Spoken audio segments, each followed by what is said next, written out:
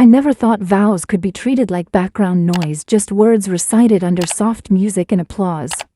But 4 years into my marriage, I learned the hard way that to some people, promises are disposable. My name is Elena. I'm 31 years old, and I thought I had married a man who believed in partnership and for better or worse. I thought wrong. It started with money. Doesn't it always? When we got engaged, I pictured us planning a future together, pooling our resources, building something strong.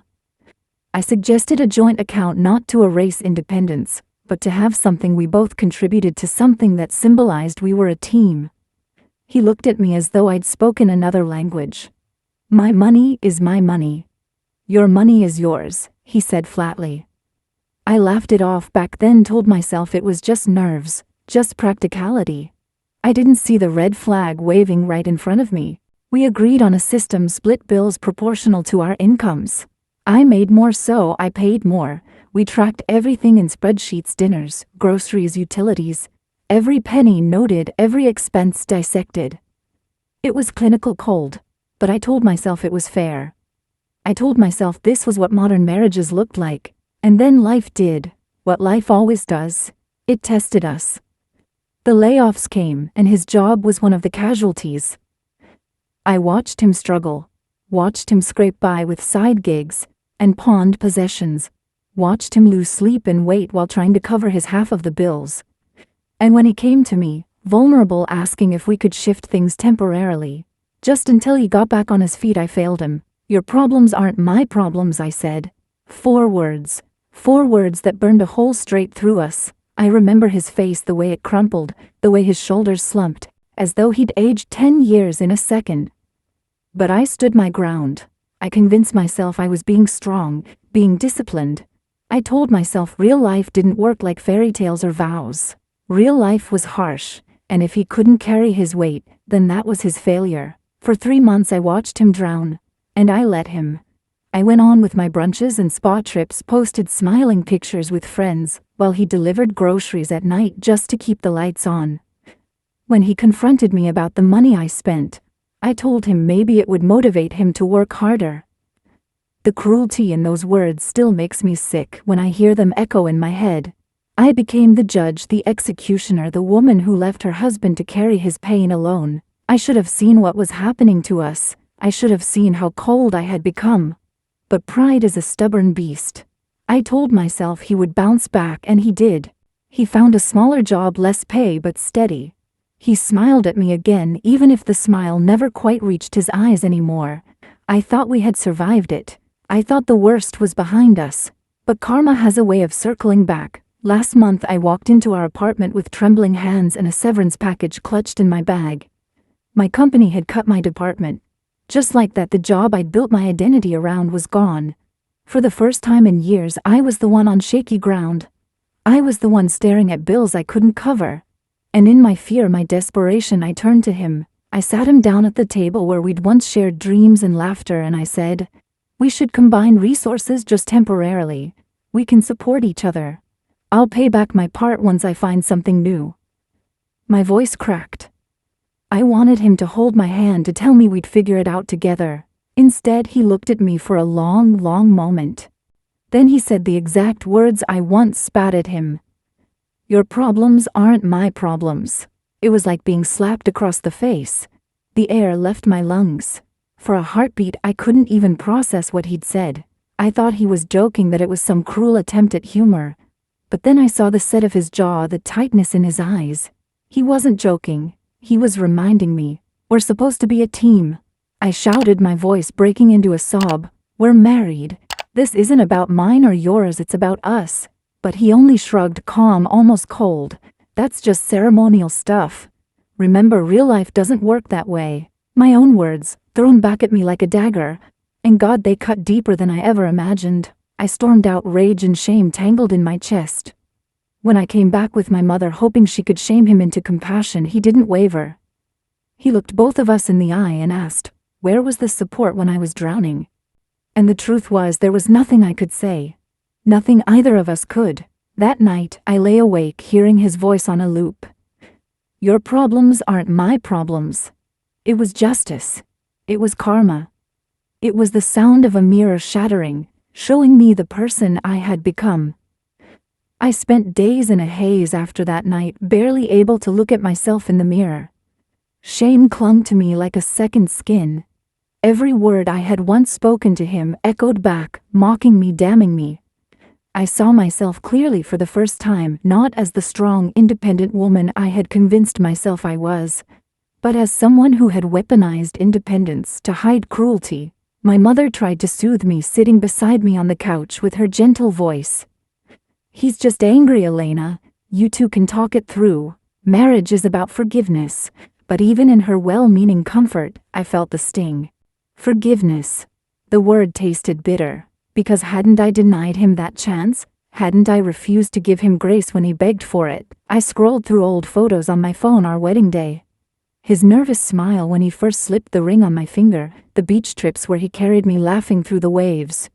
I looked at those frozen smiles and wondered when I had stopped seeing the man I married, when I had replaced love with ledgers, affection with accounting. And yet when I tried to reach him now, he was unreachable.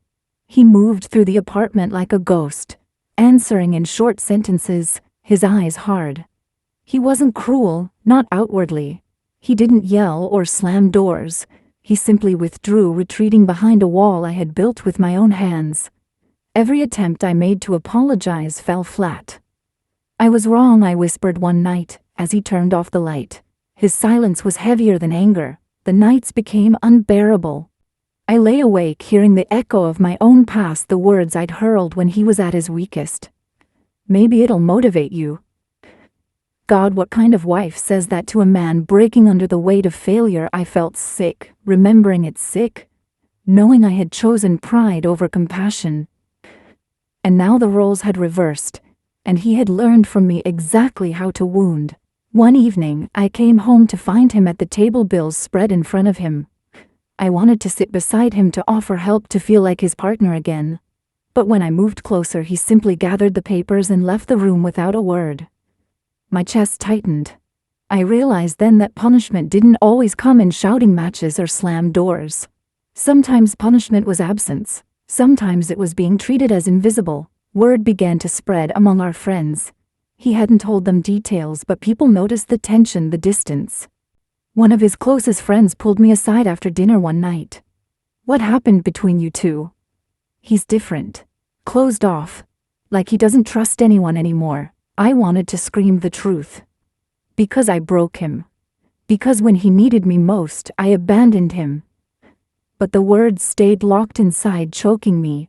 All I could do was shrug and say, "We're just going through things." My mother grew impatient, pressing me to fight for my marriage. "You can't just let him walk away emotionally, Elena. Go to counseling, write him a letter, do something." And so I did. I sat down with pen and paper, pouring my heart out in ink, confessing every cruelty, every regret. I wrote until my hand cramped, until the page blurred with tears. When I left the letter on his pillow, I felt a sliver of hope.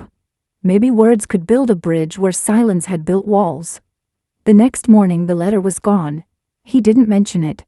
Days passed and still nothing. It wasn't until a week later that he finally spoke. We sat across from each other at the kitchen table, the hum of the refrigerator filling the silence. He looked at me, his eyes steady but tired. "You don't get to decide when forgiveness comes, Elena. You taught me that." My breath caught. His words were calm, but they landed like thunder.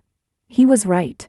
When he had begged me for grace, I had withheld it, acting as though mercy was mine to ration. And now he had turned that same lesson back on me. I felt both crushed and strangely awakened. This was karma, not some cosmic punishment, but the reflection of my own choices staring back at me. I had forged the very weapon that was now cutting me down. That night I called my best friend, someone who had seen me through every phase of my life.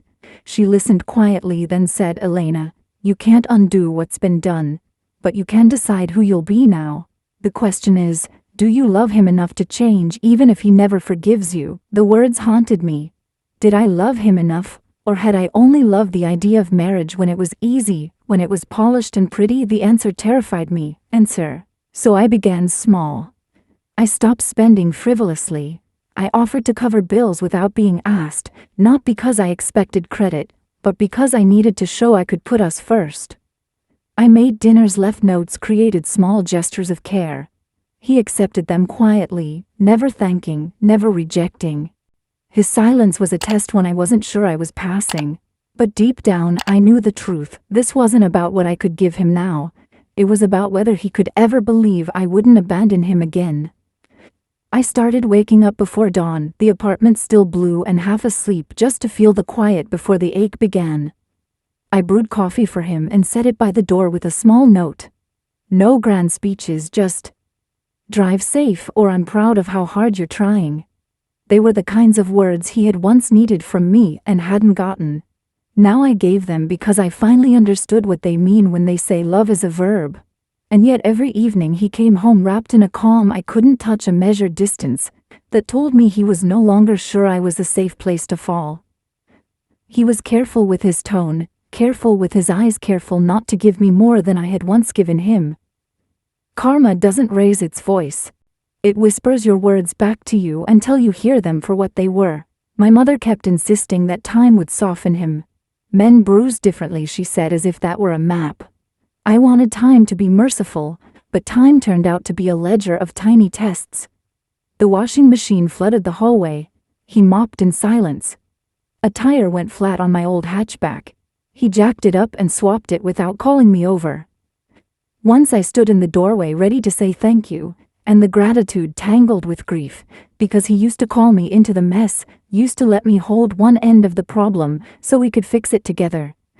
Now he moved around me like you move around a closed door you're not sure you want to open again. One afternoon I came home earlier than usual and found the dining table covered in printouts.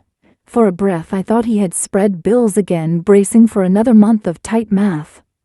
But the pages weren't invoices, they were screenshots. My messages to him from last year, excerpted and dated. "Your problems aren't my problems. Maybe it'll motivate you. Real life doesn't work like vows." He had highlighted them in yellow, the way I used to highlight budget lines, as if he had needed proof that his pain existed. Beside those he'd placed bank statements with tidy columns, what he'd paid, then what I'd refused, what it cost him to keep the lights on the night he sold his guitar to make rent. He wasn't home. I stood there with my shame in my hands and realized he had built a museum to the months I refused to see. It wasn't rage, it was record-keeping. A way to say, this happened without the suggestion of forgiveness. I made dinner and waited with the folder on my lap, the letter I'd written and rewritten a dozen times. When he walked in, I asked him to sit. My voice shook, not from fear of him, but from the fear that words had already failed us too many times. "I can't take back what I did," I said, "but I won't pretend it didn't happen. I've sold the handbags, the spa package, the designer shoes. The money went to your credit card, the one that bled the most last year. It won't fix it, but it's a start." He listened without interrupting, eyes on the steam rising from his food.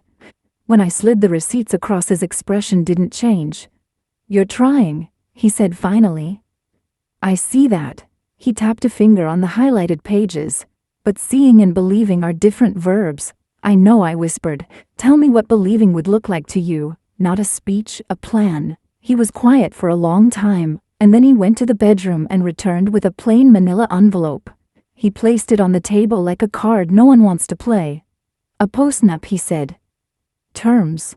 Not punishment, boundaries. Separate accounts remain, but with a third we both contribute to for shared life.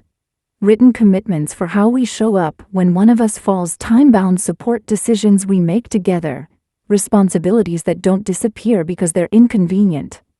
And therapy, non-negotiable." Relief rushed me first. This was a map. A door cracked open. Then I read the clauses and felt my chest tighten. There were lines that mirrored the worst version of me. If one partner refuses agreed support during hardship, the other can pause joint financial obligations. If contempt becomes a pattern, either can initiate a trial separation without penalty. There were places my past self would have circled in red and called unromantic. Now they looked like guardrails built by a man who had learned to survive me. "I'll sign," I said, the words tasting like both surrender and promise. "But I want to add something. A clause about care, daily acts, not money. The small things that say, 'I will not look away from you again.'" He took the pen, nodded once, and we began to mark the pages together, two people charting a coastline after a storm. Later that week, I sold the last indulgence left from the version of me I didn't want to be, the silk dress I'd bought to feel expensive when I couldn't feel kind. I took the cash and tucked it into the shared envelope we had labeled us. I started therapy. He did too. We sat separately on matching couches and told strangers the truth we had been too proud to tell each other. Then the twist I didn't see coming arrived on a Thursday morning, in a white envelope with my name typed neatly on it. It was hand-delivered not by a process server, but by a courier with a polite smile. Inside was a final notice from my old employer. The severance I'd counted on had been recalculated down. An accounting error, they said, apologizing for the inconvenience. It shrank a life raft into a cork. I brought it to the kitchen and pressed it to the table with trembling fingers. He read it, and didn't blink. "How much cushion do you have?" he asked. 2 weeks, I admitted, if I stretch. He exhaled slowly, a sound that used to mean exhaustion, and now meant calculation. "Okay." He opened the drawer where we kept our shared envelope and added a stack I hadn't seen before, cash, and a few cashier's checks. "I've been saving since I got steady again." Quietly. For a moment like this, shame rose to argue that I didn't deserve it. Pride rose to insist I shouldn't take it. Love, small but newly stubborn, rose last and asked me to learn the verb he was offering. "We'll track it," I said. "We'll name it. I'll pay back what I can when I can." He nodded. "This isn't a loan," he said. "It's a bridge. But bridges have weight limits. Don't make me carry your silence again." I promised I wouldn't. I meant it. Yet even as hope moved through me like the first warm air after winter, a number flashed across his phone screen and turned my stomach to ice. "Own. Caller." He frowned, answered, listened. His face shifted surprise, then something like dread. He handed me the phone speaker on, and a woman's voice filled the room, crisp and professional. "Ms. Alvarez, I'm calling regarding an irregular transfer that flagged both of your names. You may want to sit down." Her voice was too calm, too clipped, the kind of tone people use when delivering news they know will split a life into before and after. I gripped the phone tighter, forcing myself to sound steady. "This is Elena. What transfer are you talking about?" She read off numbers, dates, sums that made my stomach twist. Thousands of dollars had been moved quietly, consistently out of one of our shared accounts. The one we had just agreed to start using as a bridge. The one I thought was safe. I looked at my husband, my chest burning. His brows knitted as if the words were foreign to him. "We haven't made those transfers," he said, quickly leaning closer to the phone. "That's impossible." But the woman on the line wasn't done. The withdrawals were authorized. Logged in under Elena Alvarez. Mobile banking credentials, fingerprint verified. The room spun. My mouth went dry. "That's not me," I whispered. I didn't. My heart stuttered because the account had been under my name, my login, my prints. It was my digital shadow draining the funds. The caller cleared her throat. "For security reasons, we recommend you both visit a branch immediately. Bring identification. The matter may require escalation." When the call ended, silence dropped heavy between us. He stared at me, his face unreadable, his knuckles white against the table. "Tell me this isn't another lesson in karma, Elena. Tell me you didn't touch that money." "I swear I didn't," I said, panic scraping my throat. "I wouldn't. Not after everything. I wouldn't do that to us." But doubt is a poison, and I saw it flicker across his eyes. He had lived through my betrayal once already, and scars don't fade just because you want them to. He rubbed his temples, breathing hard. "Then who did?" I spent the night tearing through statements, emails, every shred of digital history I could find.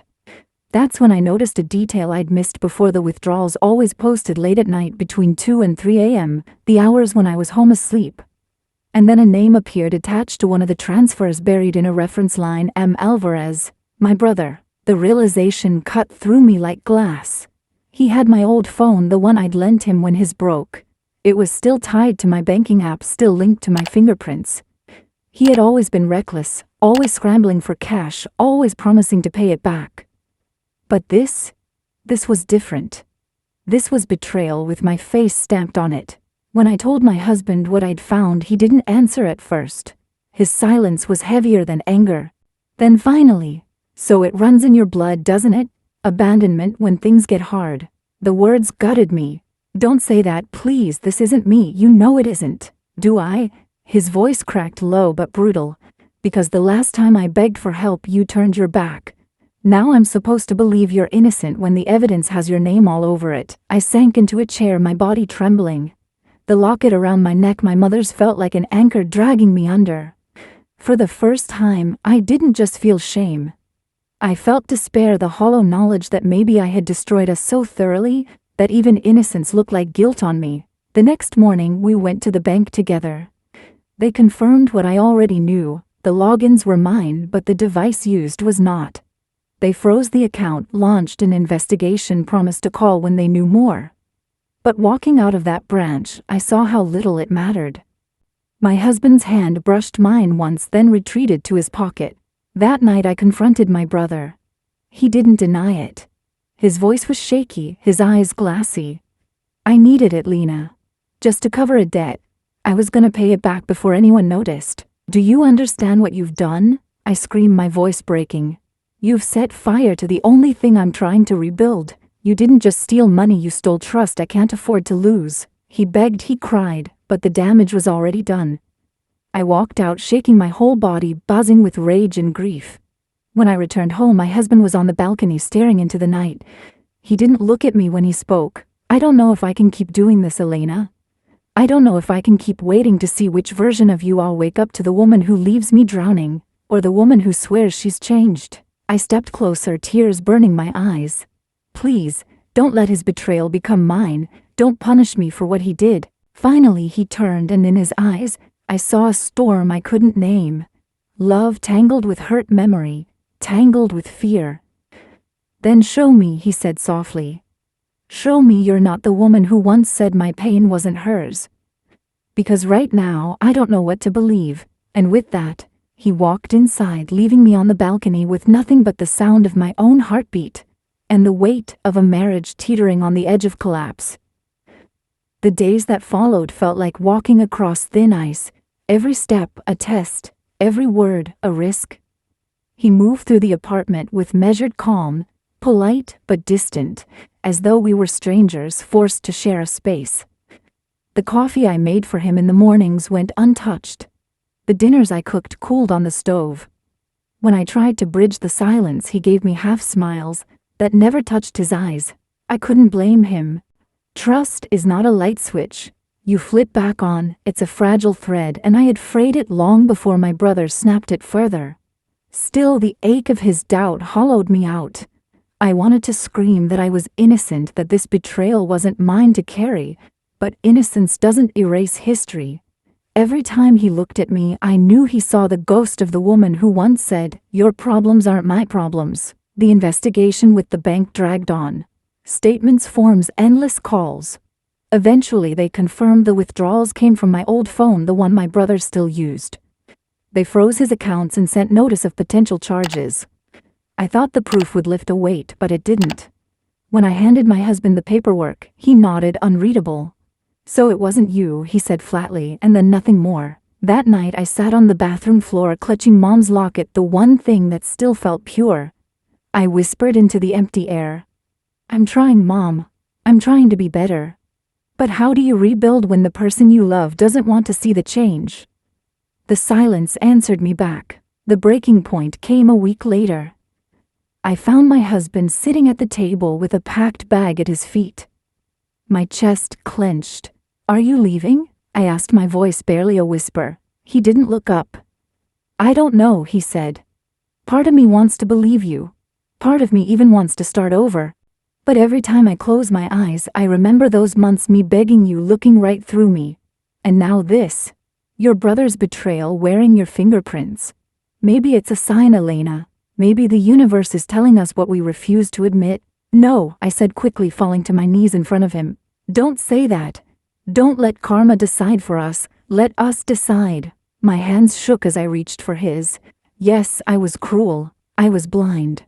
But I'm not that woman anymore. Please don't erase me because of who I was. See who I'm trying to be. His eyes filled with tears, but he pulled his hands away. Then prove it. Not with words, with time, with consistency, because I can't gamble my heart on promises again. The next morning he moved into the guest room. He didn't leave the apartment, but his absence in our bed was louder than a slammed door. The space between us became a courtroom, every gesture evidence, every silence a verdict. I spent my days working odd jobs, scraping together money, building a small savings envelope labeled us. At night I left notes on his door, little reminders: I believe in us, I won't stop trying. Weeks passed and still he remained distant. But slowly, almost imperceptibly, the ice began to crack. He started drinking the coffee I made. He left a thank you note on the counter after I fixed a leaky faucet. One evening, I found him on the balcony holding the locket I'd left on the table, his thumb brushing its surface. He didn't see me watching, but I saw the war in his eyes, and then came the letter. A plain envelope slipped under our door, no return address. Inside was a single sheet, a notice of my brother's arrest. Fraud. Theft. The charges listed every transfer he'd made, every cent stolen. The proof was undeniable now. My brother had betrayed me, but it was my husband's gaze I sought when I handed him the paper. He read it, exhaled, and for the first time in months, he looked at me without the veil of suspicion. So it really wasn't you, he said quietly, almost to himself. Tears spilled before I could stop them. No. But it felt like it was. Because I know I've done worse than steal money. I stole your faith. I don't know if I can ever give it back. He set the paper down and reached across the table, his hand covering mine. For the first time, he didn't pull away. Maybe faith isn't given back. Maybe it's rebuilt. But rebuilding takes both of us, Elena. Not just you begging and me doubting. Both of us choosing. For the first time in months, I let myself breathe. The road ahead was jagged, uncertain, maybe even doomed. But his hand was on mine, and that was enough to take one more step forward. The morning after that fragile truce, I woke up to the smell of coffee that wasn't mine. For months I had been the one brewing it, placing it by the door like a prayer he never answered. But this time, he had made it 2 cups steaming on the table. It was a small thing, yet it felt monumental. I sat down across from him, our silence softer than before, less like punishment, and more like possibility. We didn't talk about forgiveness that morning. We didn't talk about betrayal or karma. We just drank coffee together like 2 weary travelers resting at the same inn. And in that moment, I realized rebuilding doesn't always start with grand apologies. It starts with a cup of coffee, with a gesture that says, I haven't given up yet. Still, healing wasn't linear. There were nights when his voice would sharpen unprovoked, and I knew he was reliving those months I had left him drowning. There were days when I caught myself holding back kindness, afraid it would be dismissed as too little too late. But we kept walking, one unsteady step at a time. Therapy became our shared confessional. There, stripped of pride, I admitted every cruelty, every choice that had carved distance into our marriage. And there he admitted the weight of carrying resentment so long it had become a second heartbeat. The hardest part wasn't facing him, it was facing myself. I had to stare at the version of Elena who believed independence meant isolation, who thought strength meant refusing to bend. I had to learn that love isn't measured in spreadsheets, or balanced by who pays more. It's measured in presence and loyalty, when the world tilts against you. As weeks turned into months, small changes grew roots. He stopped locking the guest room door at night. I found him watching old wedding videos, his face unreadable but not hardened. Once, when I broke down after another fruitless job interview, he sat beside me in silence, his hand resting on my back, until my sobs quieted. That touch, gentle, steady, was more forgiving than any words. Then one evening he surprised me. He set down a worn envelope on the table. Inside was a letter he had written during the months I abandoned him. Pages of raw pain, confessions he never intended me to see. I feel like I'm married to a stranger, one line read. I can't tell if she loves me or just loves not needing anyone. My chest ached as I read each sentence, a mirror, reflecting the emptiness I had created. But at the bottom, in shaky handwriting, was one last line. If she ever comes back, really comes back, Maybe I'll find my way back too. Tears blurred the words. I looked up at him and he only said, I don't know if I'll ever stop hurting Elena. But I also don't know if I want to let go. That night, for the first time in months, we lay in the same bed. Not touching, not clinging, but breathing the same air, carrying the same hope. In time, I found work again, not as glamorous as before, but steady, honest grounding. Every paycheck I placed part of it into the envelope labeled us.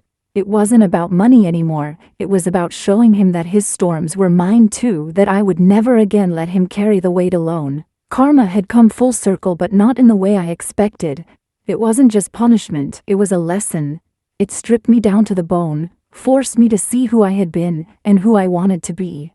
It showed me that betrayal isn't always cheating or lies. Sometimes it's neglect, sometimes it's silence when someone you love is drowning. And it showed me that redemption isn't grand, it's patient, it's quiet, it's fought for every single day. I don't know what the ending of our marriage will look like. Maybe we will rebuild something stronger, scarred but resilient. Maybe the cracks will remain and someday we'll accept that we couldn't mend what we broke. But tonight, as I sit here writing this, my husband is asleep in the next room. His breathing is steady, his presence warm. And for now, that is enough. If you're listening to my story, if you've ever carried the guilt of failing someone you love, or the ache of being failed by them, know this: love is not about perfection. It's about showing up when it's hardest, about holding the weight, even when it feels unfair, because someday you will need someone to hold yours. So, if my story touched you, if you've ever felt the sting of karma and the slow, painful climb toward redemption, please like this video, share it with someone who needs to hear it, and subscribe to my channel. And most of all, leave me a comment. I want to hear your story too. Because healing begins when we stop carrying our shame in silence and start sharing how we survived it.